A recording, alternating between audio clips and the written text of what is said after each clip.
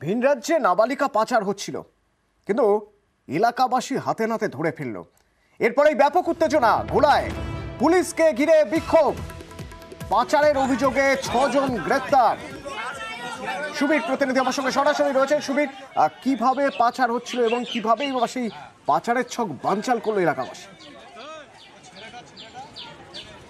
দেখো, পানিহাটি পৌরসভার 29 নম্বর ওয়ার্ড ঘোলা মুসলমান পাড়া এলাকাতে, এই এলাকাতে যে সমস্ত গরিব দুস্থ পরিবার রয়েছে তাদের যে সমস্ত ঘরের মেয়েরা নাবালিকা রয়েছেন, নাবালিকা মেয়েরা, তাদেরকে কিন্তু দীর্ঘ কয়েকদিন ধরেই কিন্তু বাইরে টাকা পয়সার লোভ দেখিয়ে ঘুরতে যাওয়ার নাম করে কিন্তু তাদেরকে ভিন রাজ্যে পাচার করে দেওয়ার একটা অভিযোগ উঠছিল।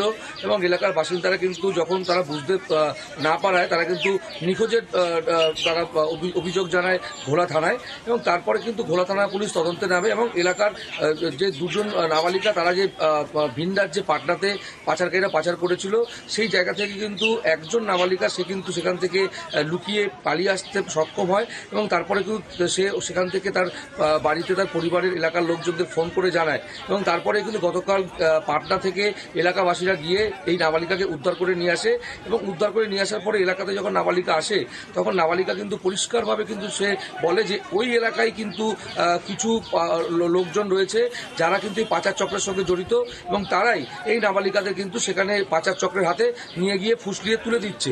তারপরে কিন্তু এলাকার লোকজন ক্ষোভে ফেটে পড়েন এবং সেই এলাকায় যারা পাচারকারীর সঙ্গে যুক্ত সেই 6 জনকে কিন্তু হাতে নাতে ধরে ফেলে এবং সেই সময় কিন্তু ঘোলা থানার বিশাল পুলিশ বাহিনী ঘটনাস্থলে যায়।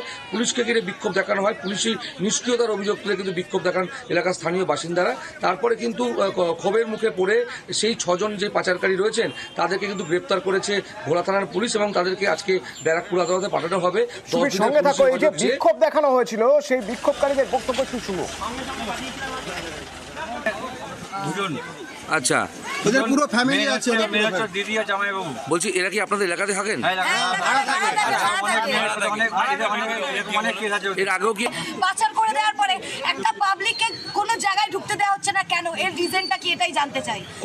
কতজন এরকম? এর মধ্যে 4 জন আছে, আরো লোকেরা আছে। আমরা চাই আমাদেরকে কেন সবকিছু জানানো হচ্ছে না, পাবলিককে নুকিয়ে কেন মিটিং করা হচ্ছে, এই কথাটার আগে উত্তর চাই আমরা। সুবীর, একটা বিষয় একটু জানতে চাইবো, 6 জন গ্রেপ্তার হয়েছে, কিন্তু একটা বিষয় অন্তত এলাকার মানুষের কথা থেকে স্পষ্ট যে এই 6 জন নয়, আরো অনেকে জড়িত রয়েছেন। পুলিশ কি বলছে, তাদের কিভাবে জালে নেওয়া সম্ভব হবে? দেখো অহনুদা, এই আমি সেই জায়গা থেকেই বলছিলাম যে এই যে 6 জন গ্রেপ্তার হয়েছে এদেরকে ঘোলা থানার পুলিশ আজকে ব্যারাকপুর আদালতে পাঠাবে 10 দিনের পুলিশি হেফাজত চেয়ে এবং তাদেরকে পুলিশ রিমান্ডে নিয়ে তাদেরকে দফায় দফায় জিজ্ঞাসাবাদ করা হবে এবং তাদের সাথে আর কোন কোন এই পাচার চক্র জড়িত রয়েছে, আন্তঃরাজ্য পাচার চক্রের সাথে এদের কোনো যোগ রয়েছে কিনা সেটাও কিন্তু খতিয়ে দেখবে ঘোলা থানার পুলিশ এবং ব্যারাকপুর পুলিশ কমিশনারেটের গোয়েন্দা দপ্তরের উচ্চপদস্থ আধিকারিকরা, এমনটাই আমরা জানতে পেরেছি পুলিশ সূত্র মারফত। ধন্যবাদ।